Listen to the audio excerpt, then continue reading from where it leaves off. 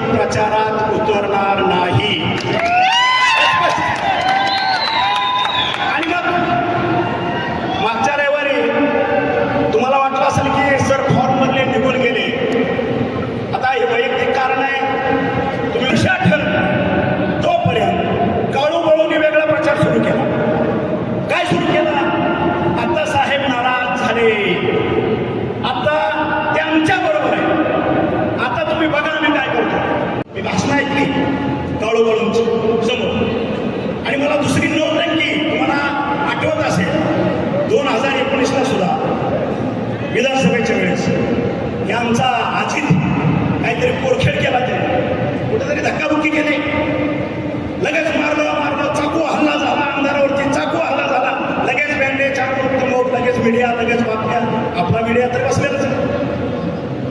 शिवलं तर मला काय मागचं माहित नाही, आमच्या आजीतनं काहीतरी करायला गेला, घोळ झाला, एसीतलं बसलेलं ते इथं आलं, आणि घोळ कुणाला आले? 42 डिग्रीमध्ये फिरणाऱ्या आमदारांना घोळ आली। आपलं का दिवस गेले का काय? चक्कर कशाला आली?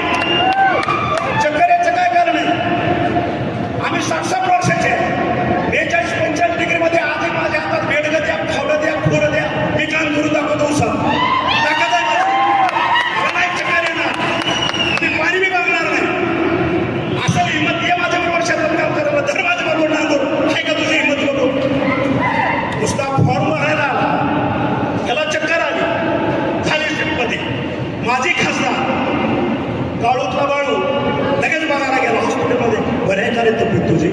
लगेच मीडिया, लगेच बातमी, अरे तिच्या हे काय पद्धत आहे? या काळूबाळूच्या ड्रामागिरीला फसणार नाही, ही वस्तुस्थिती आहे।